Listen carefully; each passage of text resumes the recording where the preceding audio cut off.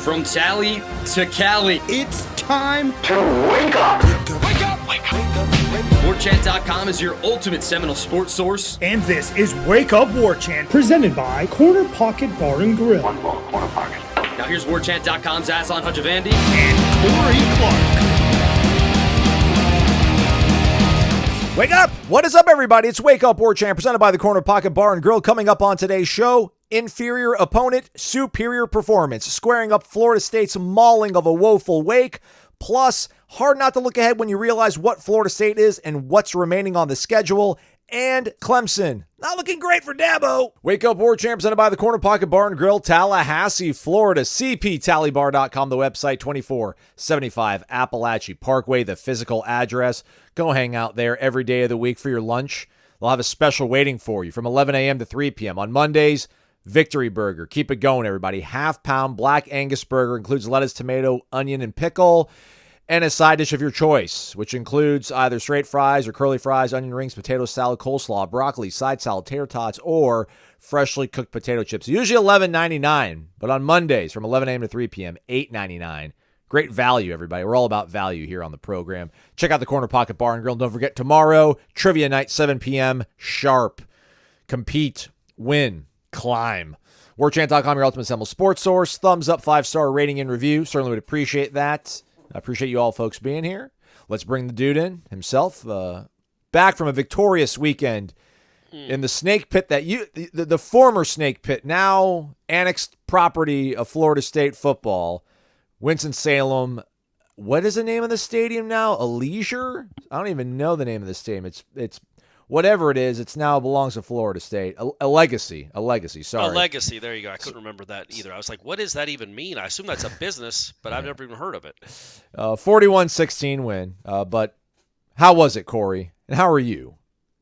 It was a beautiful day. Not just what happened on the field, but just, it was a beautiful fall. Actually a little warm in North Carolina for late October, but not a cloud in the sky.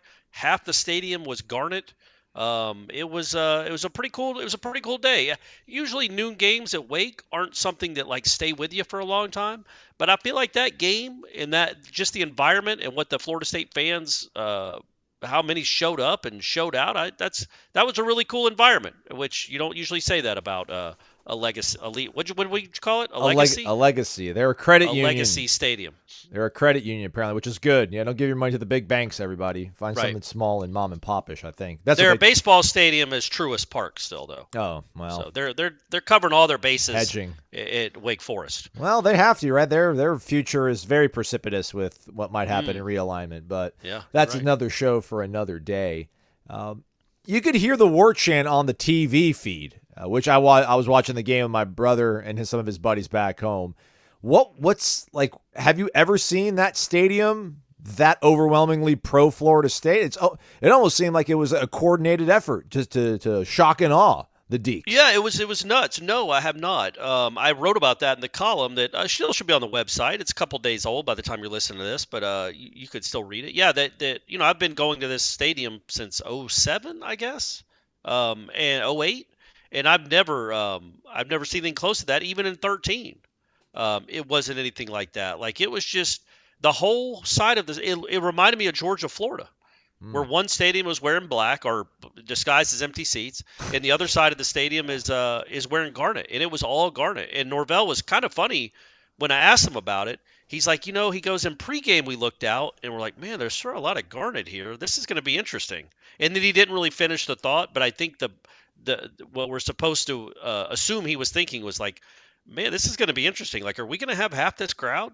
Is this half the crowd going to be ours? And it was. It was and the Wake students, the ones that did show up, all left at halftime with good reason. So it was a predominant, very vocal, very pro Florida State crowd, which is cool to see on the road. Yeah.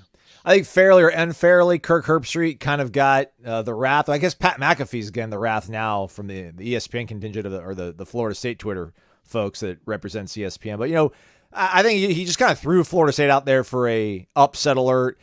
Some people thought maybe the game would be a little bit closer than, the spread at 20.5 points.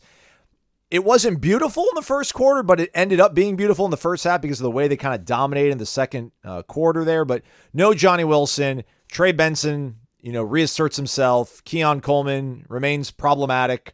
I think tight ends combined for 8 catches on the day. What are some of the key moments, I guess, from that game that stand out to you that led to that convincing 41-16 thrashing? Well, look, first I'll get the bad stuff out of the way in that, they scored on their first drive, which was awesome. They were pretty lucky. Like Jordan's second throw maybe should have been intercepted.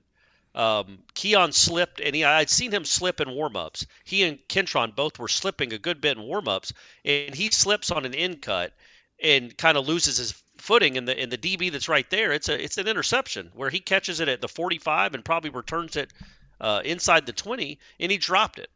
And it's always good to get breaks like that. That's a break. It wasn't a bad throw by Jordan necessarily, but it was a break that when your receiver slipped, the kid didn't intercept it, and then they also fumbled in exchange. Yes. In the Wake red zone, and Jordan was able to fall on that. They've been pretty lucky so far, knock on wood, with recovering fumbles, and I think they've had 4 turnovers all year, which is incredible through 8 games. But other than that, man, I thought the offense looked really good. I thought the running game, although it didn't put up big numbers, I thought there was a lot of 3 and 4 yard runs that were just so close to being 12 and 15 yard runs. Like there were holes there. You saw Wake Forest get moved off the ball, I thought, on offense. And then obviously what the defense did, they had no real chance. Like that kid just, they couldn't protect him. It looked like an old Florida State defensive line from the 90s when one of these ACC quarterbacks would take a drop back and he's being swarmed under by 9 guys by the time he looks up. It felt like that at times. It was just a big mismatch with the Florida State defensive line versus their offensive line. But I thought Jordan was exceptional. I thought he was great. I thought he used his legs the way we all want him to use his legs, right? Like it wasn't a bunch of read options. It wasn't a 70-yard run, but he had, I think, 2 or 3 first down runs, scrambling up the middle. And he's apparently, they're never going to call people for hitting him when he's sliding. That's just not going to happen. But and he had the touchdown run on 3rd and goal from the 12. Like that's the stuff that he does that we haven't seen a ton of this year that makes him next level and makes this offense next level. Because look, he ran, I think he only totaled 29 yards rushing, but he lost 5 on the fumble recovery, and then he lost 12 on that crazy sack right before the last touchdown where his knee was down when he was trying to throw it away. Yeah. Other than that, he ran for about 45 yards and a touchdown, which is exactly in like 3 or 4 first downs total. That's exactly what you're looking for out of his legs. Because, golly, he threw some incredible passes. The one to Morlock down the seam, which I think, it's on their last touchdown drive. It gets them inside the 10. That's maybe the best throw of his career. That is an unbelievable throw. He is not open. He's not wide open anyway. And he just drops it over the DB right into Morlock's hands inside the 10. He made another great throw to Ja'Kai on a similar type throw in the middle of the field going the other way. And just, Dave Clawson said as much after the game. He's like, he's a Heisman candidate. He's one of the best in the country. He should be right there in the middle of the Heisman race. And he is not lying. Jordan Travis, at least through 8 games, has been very good. And I feel like the last couple, he's raised it up a notch and he's been elite. That was really impressive what he did on Saturday.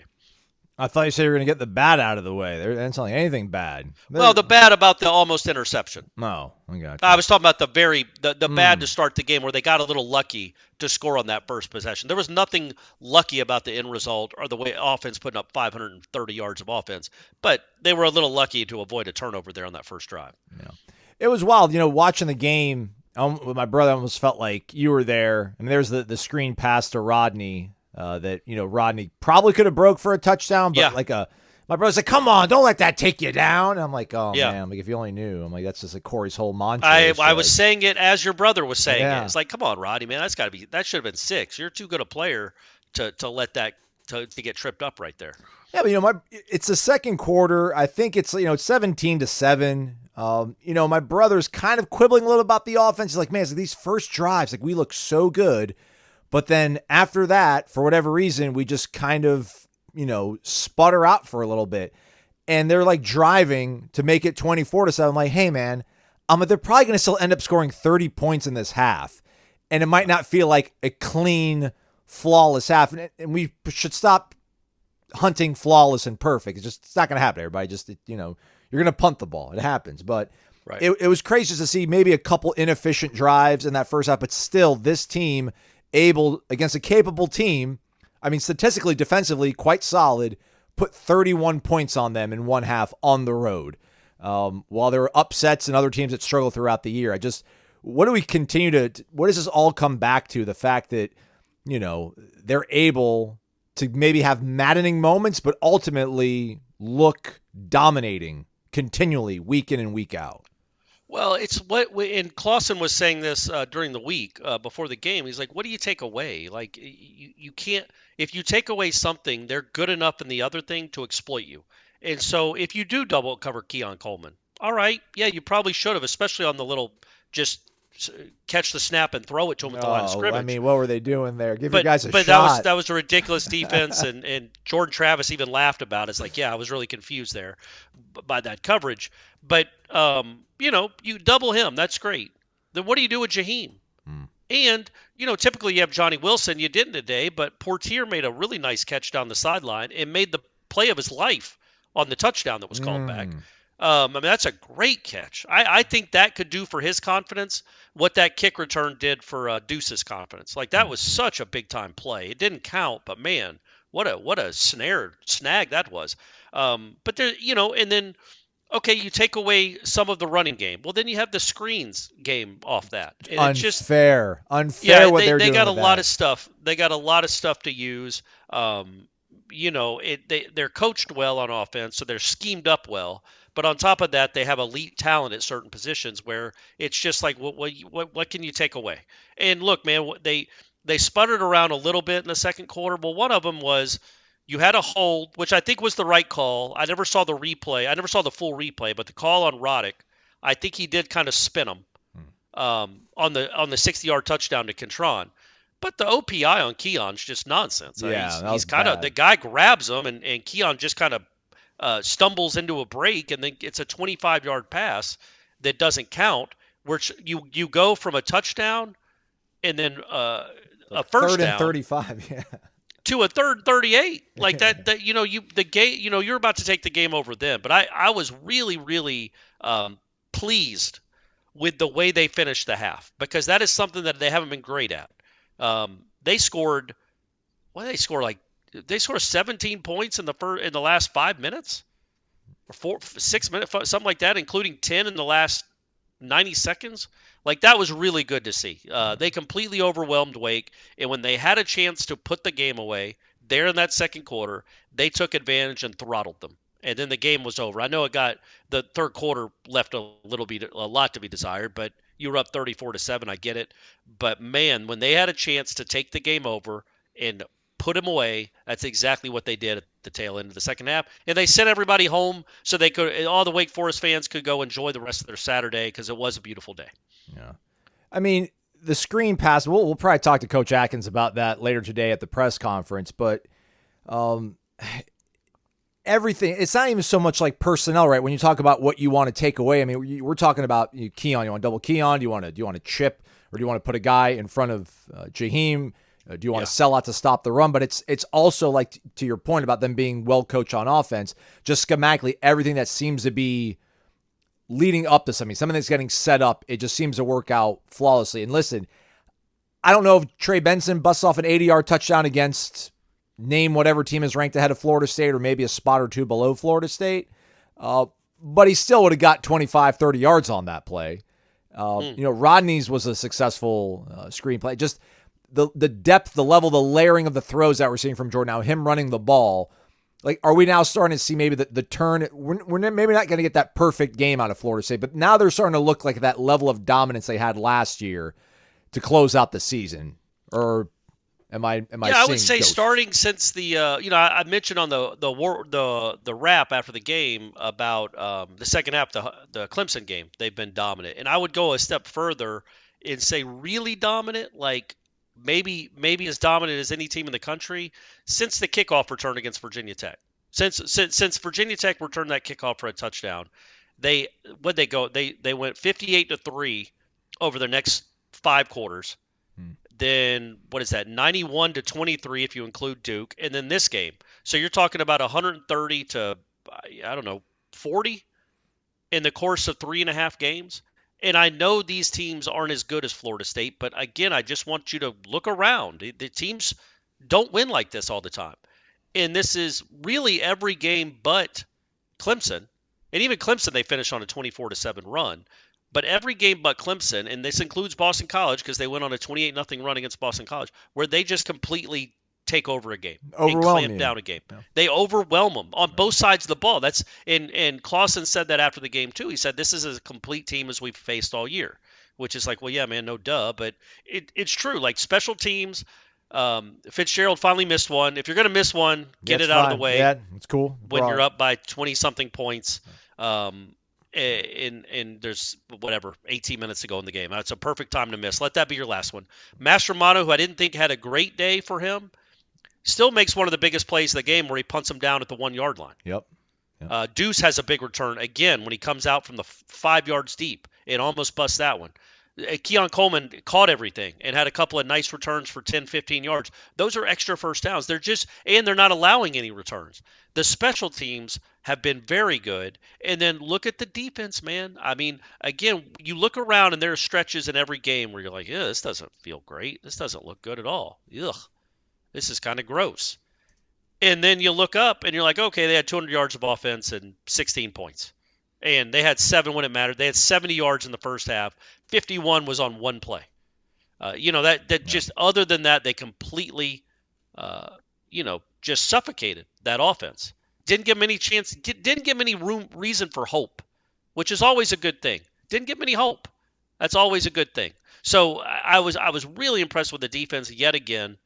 And then the offense is just, we know what the offense is. But when we came into the season, you knew you were going to be good to great on offense. You knew you were probably going to be pretty good on special teams. You didn't know about the defense. Well, again, I will keep saying this. If the defense keeps giving performances like this, and I know the competition will ramp up here soon, maybe not this week with that offense you're about to face, but they're good. You're good enough to get in the playoff. You're good enough to be playing a meaningful game in late December, because this defense is I was just really, really encouraged by what I saw from the defense. Literally, all of the last 2-3 games, other than the 50-yard run that Duke had, which was, there was a hold that wasn't called, and Cypress took a horrible angle. Other than that, I've loved what I've seen from the defense now for going on the better part of a month and a half. VitaminEnergy.com, promo code WARCHANT BOGO. Buy one, get one free when you use that promo code over at VitaminEnergy.com. Any item of equal or lesser value for first-time customers. The extra strength variety now being prominently featured on the website. Little green tea extract in there, in addition to your 260 milligrams of all-natural caffeine and absolutely no sugar. So there's no sugar crash, no jitters. No one likes the jitters when they're taking their caffeine. Gluten-free, always non-GMO, made in America. It's kosher, it's vegan. That's all the good stuff. It is energy with benefits, all in one little 1.93 ounce bottle. Go to vitaminenergy.com. Again, use that promo code WARCHANT. Buy one and get one free. As it stands, it's $2.50 a bottle, which is crazy. I was at a very large establishment, convenience store, Corey, on Sunday, and I noticed they had our competitor there that only gives you like 5 hours of the juice. And it was like $4 for a bottle. Well, it's $2.50 for Vitamin Energy, and there's actually vitamins in this stuff. But then you buy one and get one free, so it goes down to $1.25 per shot. What are you waiting for, everybody? Value, energy, benefits, vitamins. VitaminEnergy.com. Shake it and take it. Use that promo code WARCHANTBOGO. WARCHANT BOGO. Shall we expand a little bit on the defense, Corey? Sure, you set up really well before we went there into break, but just what I'm also kind of struggling with here a little bit, Corey, too, is listen, man, you play the schedule that you're given. I know a lot of people are poo-pooing on Michigan for the whole espionage, sign, whatever scandal. I don't like calling it sign stealing because everybody's admitted like you're okay stealing signs, but it's just the way that Michigan has gone about doing that is not kosher, but I digress. I mean, you play the schedule that you have. That Wake Forest team looked woeful to me. I don't want that to take away at all from what Florida State did because it's much in the same way last year, other teams around the country were not doing what Florida State was doing to their opposition. But that slow mesh, it's tricky. It gives people problems. Their offense hasn't been prolific on the year, Wake Forest, but just to physically, I guess, manhandle them up front the way that you did, the very few times Griffiths did have time to throw to a receiver, but nobody was open. How do you kind of grade Florida State's effort and performance against a team that, might physically is not on the same level of Florida State and had a quarterback that was benched for, poor performance earlier in the season? How do we square it up? I thought they were, I thought they were great. I thought they were as good as could be, you could want them to be. Look, if you look at their scoring drives, they had the 50-yard run, which was a nice play. It was well blocked. Yeah. But kudos to Hussey and Deloach for running them out. But then you give up the really the only pass you gave up when it mattered was that pass on their first drive where somehow he gets open by the 2-yard line. He just gets in between the safety of the corner. I don't know. It looked like a bust. Yeah. They still had him. He still had to score 3 plays later on a end around. So I just thought you did exactly what you're supposed to do. This was a team that gave up a ton of tackles for loss, and you know what you did? You got a lot of tackles for loss. They had tackles that struggled with good defensive ends. Well, your good defensive ends completely annihilated them, which is what you wanted to see. In the 9 points they scored in the third quarter. I'm not saying there were bad calls, although we knew what was going to happen going into that game. But you get 2 horse collars.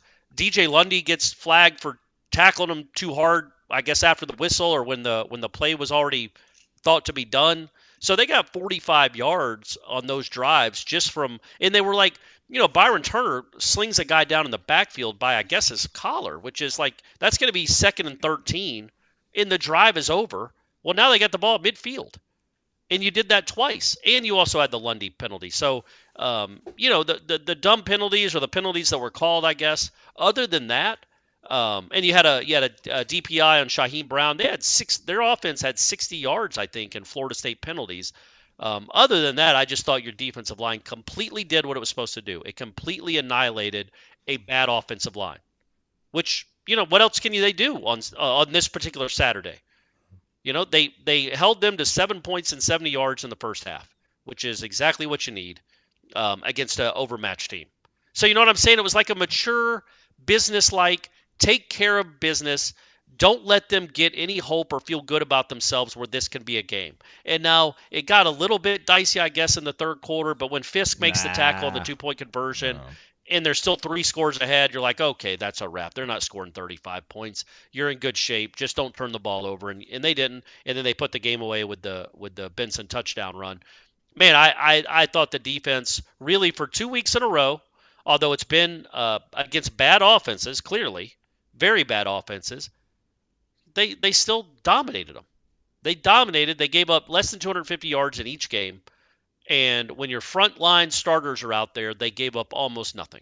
And by the way, kudos to them. I'm not taking credit for this, but they did rotate the defensive ends in more of a fashion that made sense.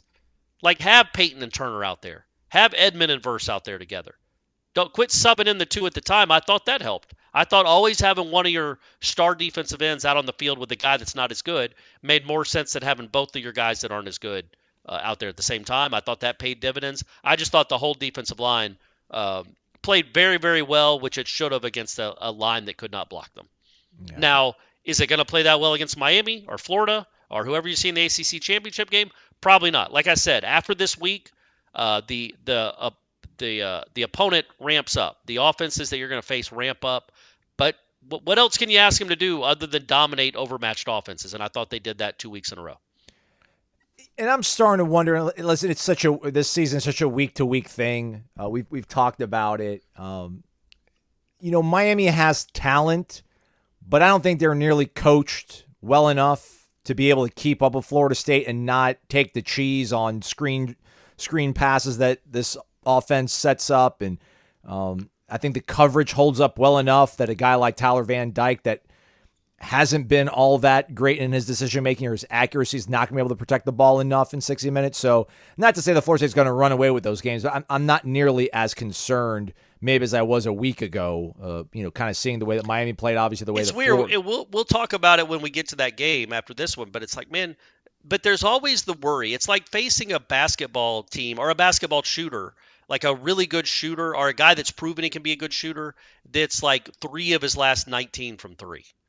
And you're like, man, just don't get hot against us. Right. Don't get on one of the don't get J.R. Smith hot on us, where all of a sudden you're throwing in hooks from there is that potential with Van Dyke, right? Like he reminds me kind of a streaky shooter, where man, if he gets hot, if he starts getting hot, he can make it really, really hard for you. That's what, you know what I mean? Like he has not been good at all. I didn't think he was good in that game on Saturday. I thought they were fortunate to win that game. And their offense has been very it's just been subpar, a lot underperforming a lot more underperforming than what I thought it would be. But it's in there. He could light you up. They do have dudes that can make plays. He does have good receivers, but they just have not been able to put it together yet. But I guess my point is they have the potential to go make plays. They have receivers that can beat you deep. They have some good running backs, and they have a good offensive line. And he's a guy that can get hot. He's streaky. Pitt, North Alabama, the defense will have to play horribly for them to give up a lot of points and yards to Pitt. Miami, even if you play well, they could still score some points on you. Does that make sense? Yeah. I think they got a little more talent, a lot more talent, actually. Yeah, I don't disagree with that. I mean, like, Miami is capable of beating you. I don't think Wake Forest, I don't think Pitt, Syracuse, Right. Virginia Tech, I don't think they were capable of beating Florida State. And that would go back to the point of, us talking about, listen, if Florida State doesn't play like their C football game, they could lose to any team left on the schedule. We were there at some point a few weeks ago. Like, I think even if Florida State plays a C game is like what you see in 2021 against Miami. Like it ends up being a fourth quarter game. And, as long as you have the ball last, which I guess Miami had the ball last, but if you have the ball in your hands in the fourth quarter to put the game away, you probably would be able to put the game away. Like I don't want to get too ahead of ourselves, but I just recognize how dominant Florida State has looked, how sharp, how crisp they look, how well coached they are, how disciplined they play, who's left on your schedule that could be a problem, and how they're not disciplined, how they're not well coached. Miami, Florida, that I just start wondering now about the future matchups that we talk about in late December. Because like those teams, the way those teams are coached, the athletes they have, man, they tackle Trey Benson on a 20-yard screenplay. It is not an 80-yard touchdown. On a 3rd and 18, they do not allow a draw play to score for a touchdown. Some of these situations, like we have not seen Florida State yet play since game week 1 like a real, true, balanced team. A team that actually has a quarterback with some receivers and a decent defense, or a nasty defense and a pretty good offense. Like that was Duke for 2.5 quarters. And then it went away, and then you started running away with the game. So, again, it's just this weird sort of balance where I'm trying to figure out, do you think about the future, or do you just enjoy the fact that they're probably going to be able to play their brand of football and get past the rest of the schedule?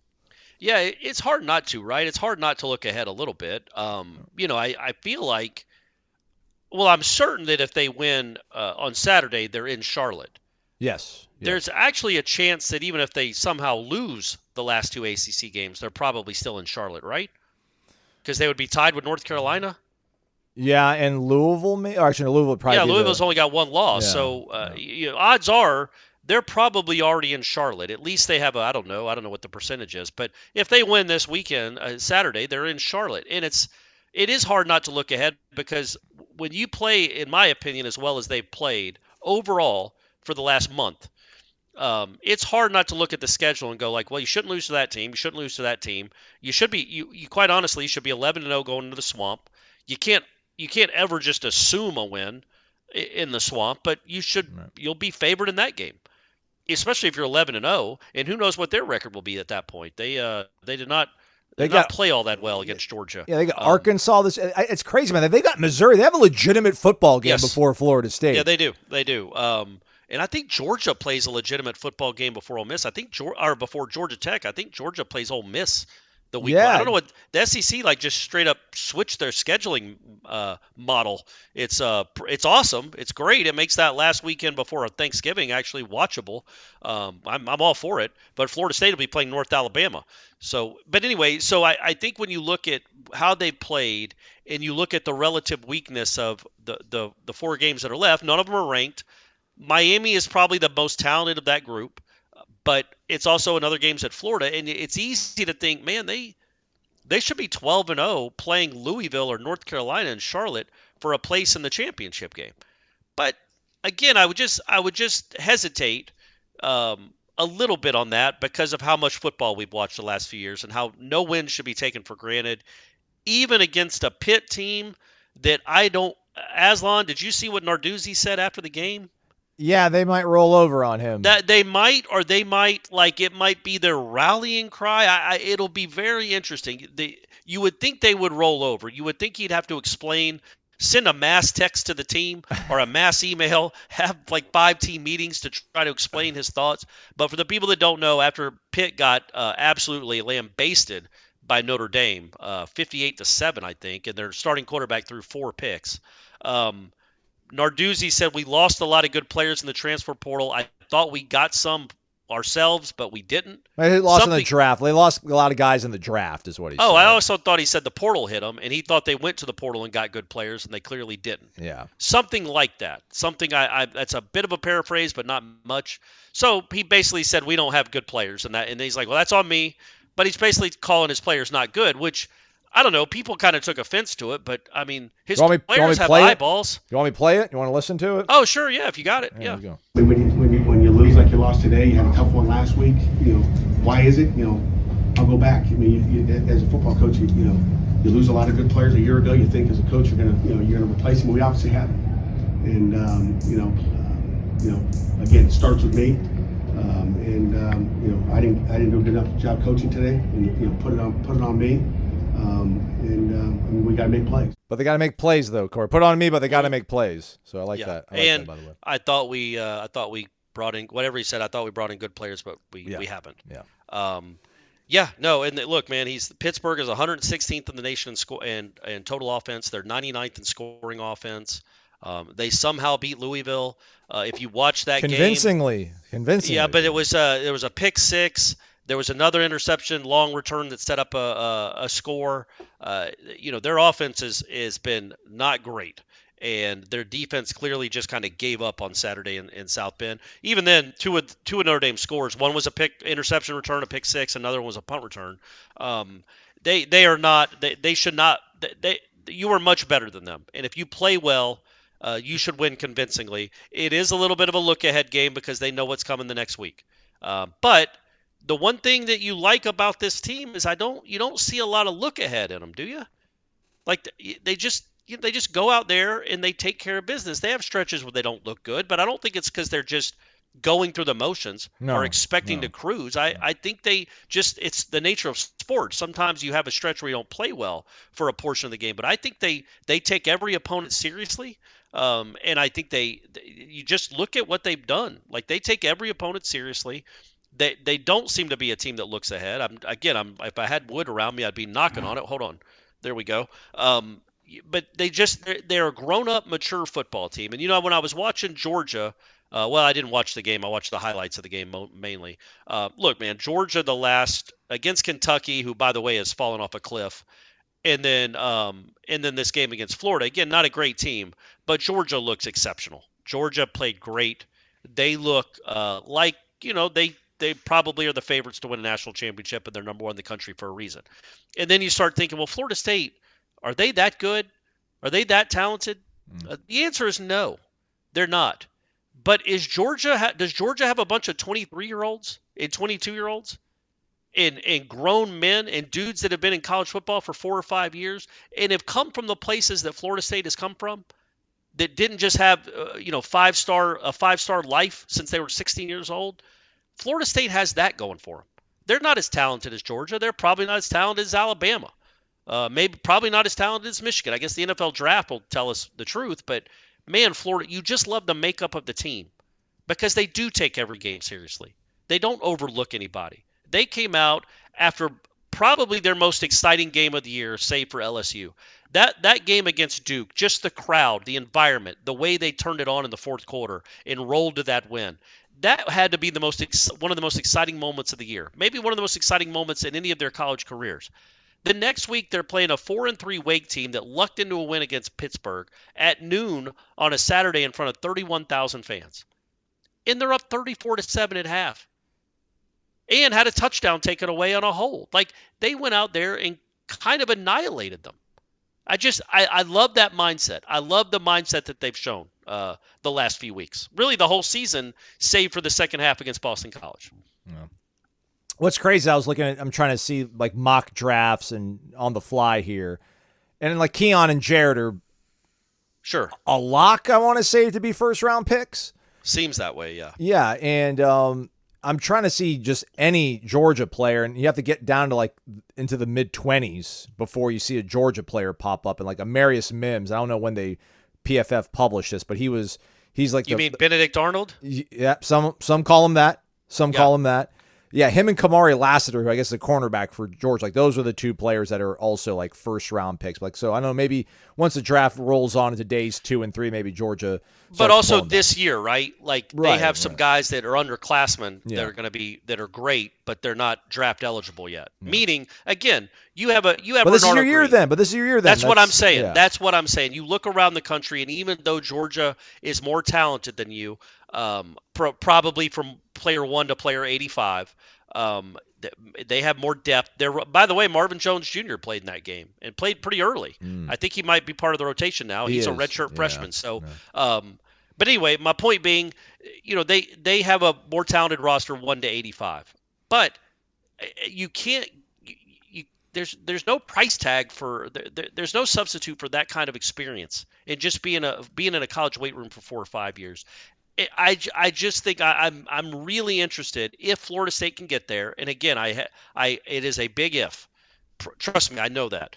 I just want to see how they match up with one of these. Wait, what is a big teams. if? A big if they can make the playoff? That's a big if to you? I mean, it's probably a 60% proposition at this point. That's not a big if. That's more than likely. It's a medium-sized if. It's a 50-50 proposition at best, probably at this point. No, they have a better chance than that. They're going to be favored by double digits.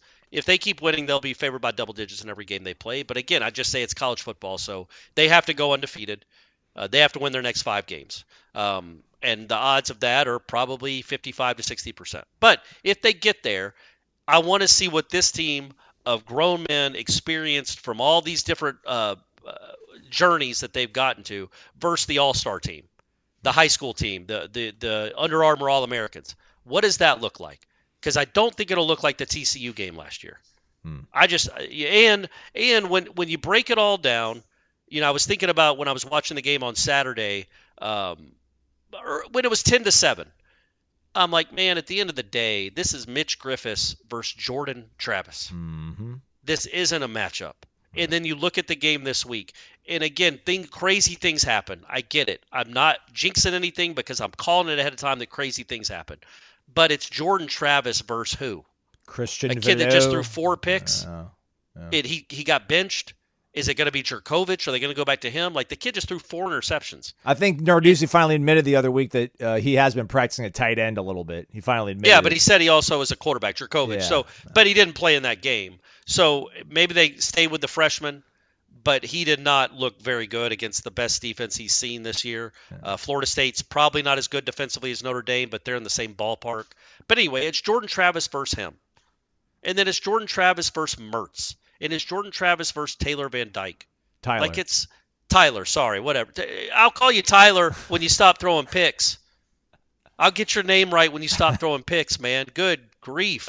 Just make normal throws. You got good dudes. By the way, and they have the best kicker in the world. That guy is lights out. They're not gonna make overtime. The football gods will punish them for not playing aggressively here. They're not gonna make this field goal. They're gonna lose right here, and the kid just starched it from 48 yards. It would have been good if the posts were 2 yards wide.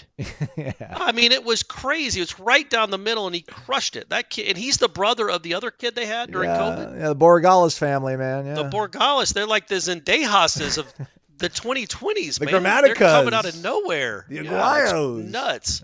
That's a good pipeline to get in on. Yeah. Yeesh. Better than the Aguayos. Yeah. Because the Aguayos had Ricky. Oh, hey, come on. We love you, Ricky. Well, I'm not. Hey, Ricky. Well, I was gonna say, there's some stuff you did. Well, I wasn't yeah, a huge come on. fan Yeah, of. Ricky, come on, I man. will gloss over that. But you clearly what Roberto. Roberto is one of the best of all time. You were not. But yeah. So when everything is said and done, you've got Jordan Travis and you've got a competent, good defense. Yes. And let's not forget, and that's underselling the defense. I think the defense is good. But that was the one question mark. But you've got Jordan Travis, man. And you've also got Keon Coleman, who we have not even talked about really at all because we just come to expect him to make those kind of plays because he's awesome. He is the best. He is probably the best skill player Mike Norvell has coached. He is probably the best skill player Mike Norvell will ever coach. And it's cool. We get him for a year.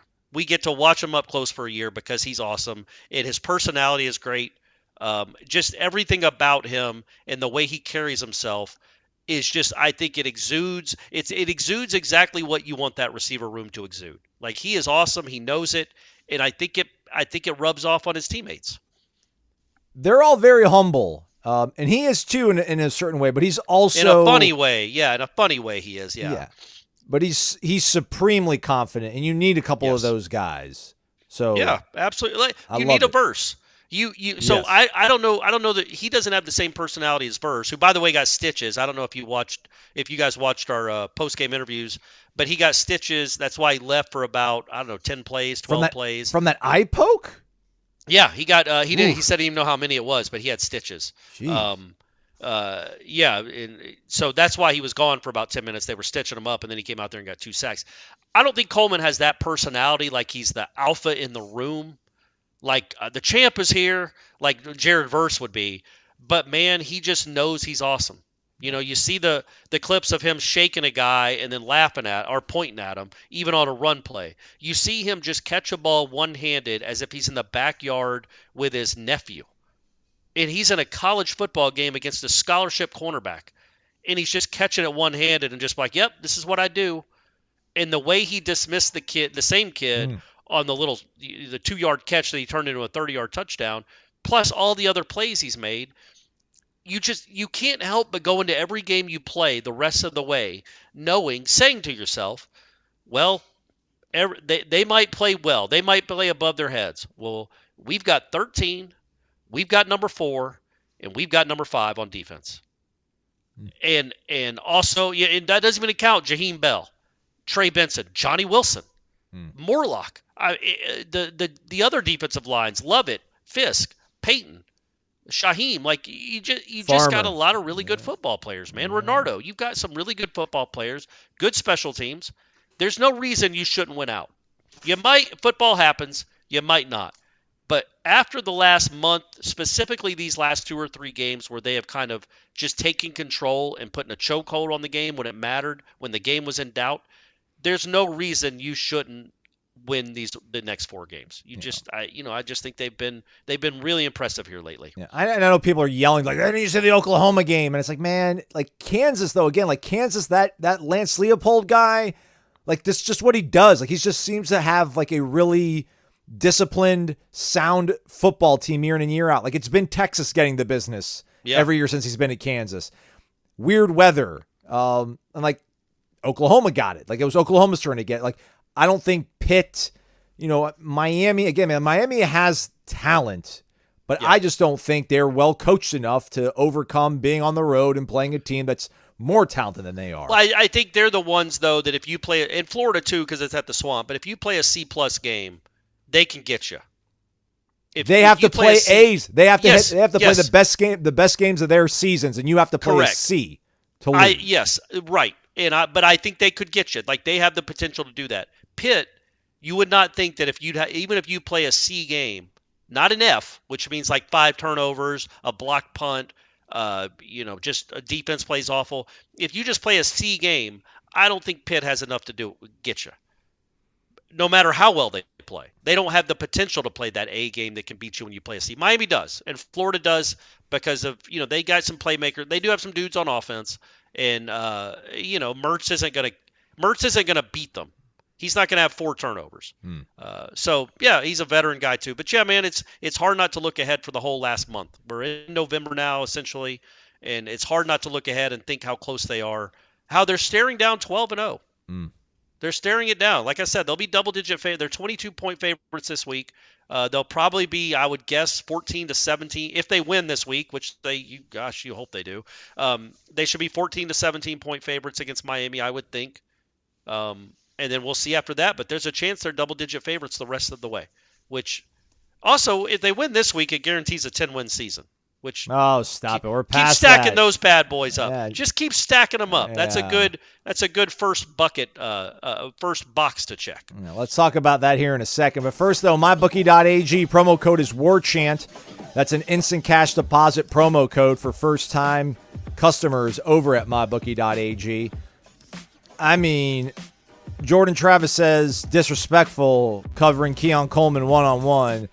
I say it's disrespectful that Bo Nix and Jaden Daniels are ahead of him right now and have better / shorter odds. Penix Hill, your odds-on favorite at plus 265. J.J. McCarthy, plus 285. Jordan Travis, 5th at plus 770. Marvin Harrison Jr. nipping at his heels at plus 1250. So, craziness.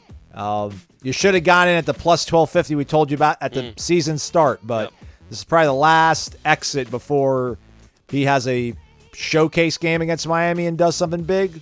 And then he starts getting into like the plus 300 range. So do that as you will. Shout out to Corey, 2-0 last week on his picks. Let's go, because I got to pick up myself, and I didn't just do it off the cuff.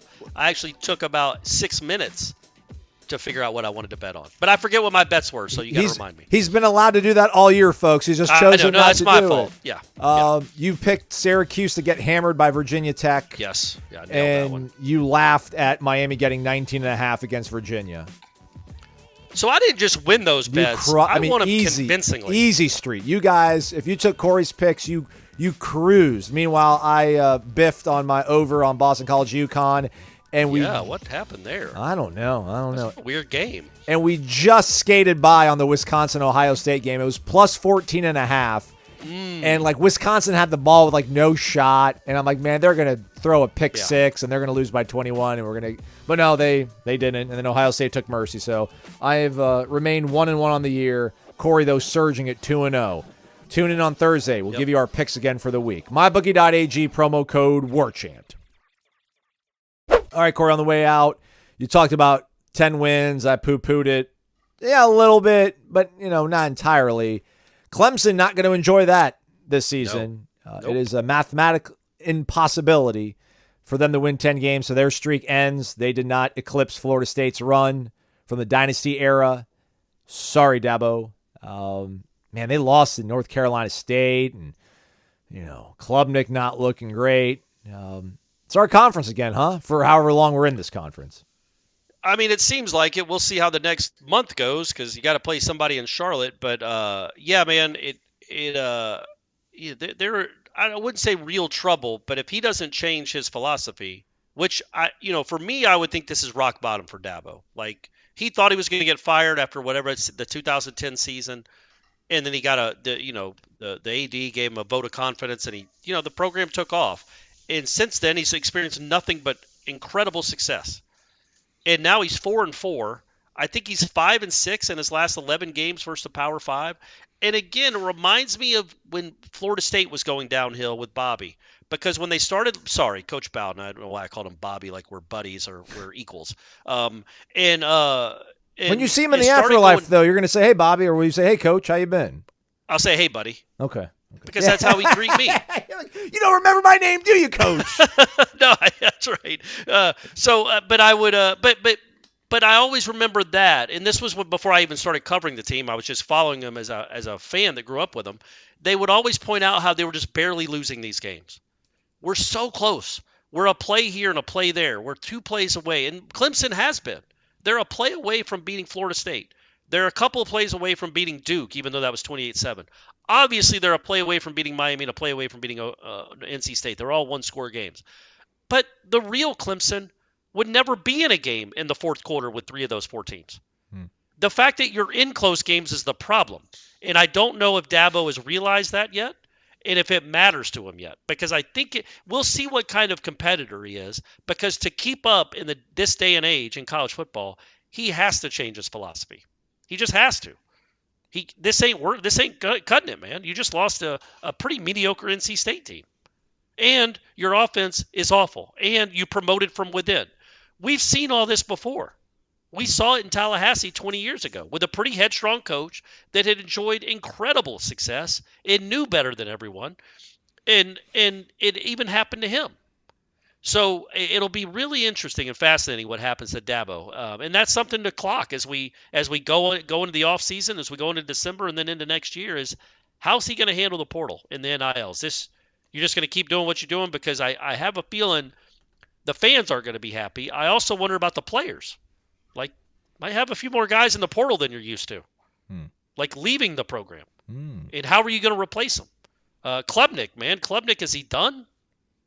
Like, is he their Chris Ricks in the sense that showed some promise, but then kind of gotten beat down by the losses and the mistakes and never came close to reaching his full potential because of the scars that he got the first year and a half? Happened to DJ. So this is 2 quarterbacks in a row now where you start to think, okay, well, maybe it's not the quarterback. Also, what's going on in Colorado? Is it still a big deal? Is Big Noon Fox going to be in Boulder for this game coming up next week, or are we done with that? Was that a brief blip in time, the deionization of college football? Yeah, they had to take advantage of it while they had it. They knew what was going Sure. on. They're like, all right, these are winnable games. We'll do what we can. It's funny, like Narduzzi threw his team kind of under the bus, and it's like, ooh. And then I think after the game, Deion was asked about offensive line. He's like, yeah, it's really easy. We just got to go find better guys. Plain and simple. Well, and he said something about, he was asked about Shador, I think took like a pain injection at halftime. And he mentioned, the real injection we need is better offensive linemen, which is true. It is. But, I mean, right now their recruiting class is not great. I mean, I know they're going to hit the portal, but is this kid going to come back and play another year to do this again? To get beat up again? Because there's no guarantee that this line is going to be great. It was a cool story while it lasted. Travis Hunter is incredible. He's unbelievable, Aslan. I don't know if you saw the interception he had on Saturday. The kid is just a freak. But you know what? He played 1 year in Jackson, Mississippi. Nobody watched. He played another year in Boulder. They're 4-4. Meanwhile, the team he was committed to for 2 years is 8-0, number 4 in the country. So pretty cool. Pretty cool turn of events considering how all of us felt, and I know all of you did. And when would that have been? December of 2021? Yes. And here we are less than 2 years later. Travis Hunter is living in Colorado for a mediocre football team, playing for a mediocre football team, and playing 1 million snaps. He's basically an ultra marathoner. And your team that you cheer for, that you thought, okay, well, this might be rock bottom. We just lost the number 1 player in the country to a FCS school. Well, now you're 8-0 and number 4 in the country, and you have a Heisman candidate quarterback. So it's all coming together. It's all coming together. Just keep it going. Is this real life? Man, How's isn't it this awesome? happened? It's just great, man. It's really neat. And I wrote about that in the column I wrote after the game. It's just like it's not normal for an entire side of a stadium to be Florida State when it's a road game. Just like I don't think it's normal for the Duke game being like that, or 3 straight sellouts for that matter. When it's Syracuse, Virginia Tech, and Duke. But tell me this fan base is not in love with this team and in love with this coach. And it's so starving. It was so starving that it's just – I love the fact that this fan base really does seem to appreciate what they're watching, appreciate the turnaround, and just kind of embrace the success and ride with it as long as you can, because it's certainly not guaranteed like we all thought it was back in the day. It's really cool, man, to see this fan base show up like this. And just go ahead and win. Go ahead and beat Pitt like you're supposed to. Beat them. Don't give them a game. Don't even make it a game. And I cannot wait to see what that environment is for Saturday night against Miami. Assuming it's a Saturday night. I guess I don't know that. But that stadium is going to be incredible, Aslan, for Miami. I hope they win. I hope they beat NC State. So they come in, whatever they're coming, 7-2. Maybe it's still game day. Maybe it's a night game. I hope it is a night game. But, man, that crowd is going to be out of control. It's just cool to see this fan base get this excited again because we lived through all the horror of the previous 4 years. Gosh, we sound like we're Nebraska fans. Like we've been lost in the wilderness for like 20 years. And I was like, yeah, we had a bad stretch here for 6 years. But hey. Not even 6. It was, 17 to 21? Yeah. So, yeah, and one of them was a COVID year that doesn't count. So 4.5 bad years. Not terrible. Not 20 or 20 like Nebraska or 20 like Miami. Oh, good times. All right. Feels good. Feels good. It does. We're going to go talk to the coaching staff. You should listen to those interviews and the Jeff Cameron show from 1 to 3 o'clock. Warchant.com will have the summary of the press conferences up on the site. Corey feels like he's got something to say. I did did you hear me you heard that? I heard that contemplative. Yeah, we've heard. Oh, that's something. I didn't know you could hear that. I didn't know you could pick that up. I was going to ask you, so when Keon scores the first touchdown and Robert Griffin III says, what did you hear? Do you remember what he said? He put his down on his knees. He put him on his knees? Like it's the toilet? Like a toilet or a toilet seat? What does that mean? Are you talking about throwing up into a toilet? Yeah, that's what I thought. I don't know how it tied into what Keon did to him. But then he also reminded us all of the famous acronym HBO for help a brother out. So, I mean, you got to watch it in person and see all those great Florida State fans. I got to listen to Robert Griffin III wax poetic. And what are you making Stephanie do all night back there? I mean, I didn't know she was going to be that loud. She told me she wasn't going to be that loud. She said she's telling me right now it was an accident. So you don't have to hear me yell at her, which I would not. You guys know I love Stephanie. I'm not yelling at her. I only yell at Brady. But I think she's making us ribs for dinner. All right. But you know what? I did get to ride the elevator down with RG3 after the game. Was he still in his Halloween costume? He was going straight to the airport, and he said he needed to change before that because and somebody was like, yeah, I don't know if TSA is going to be all cool with you walking in looking like this. And I thought, because did you see his costume? Because he was dressed like Harry Potter? Yeah, I guess, yeah. I've never seen Harry Potter, but I assume that's what it was. When he walked by me, I thought he was dressed up as Andre 3000. Ooh, the wig. And it would have been an awesome costume. Yes. But then somebody else told me it was Harry Potter, and I'm like, oh yeah, all right, I guess. But if he was being Andre 3000, that would have been an incredible costume. Dude, walk off. That's a way to end the show. We're done. We told you everything. Thumbs up, all that stuff. We'll be back tomorrow. Thanks for listening. He's Corey. I'm Aslan. Thanks for listening to Wake Up Warchant, presented by the Corner Pocket Bar and Grill.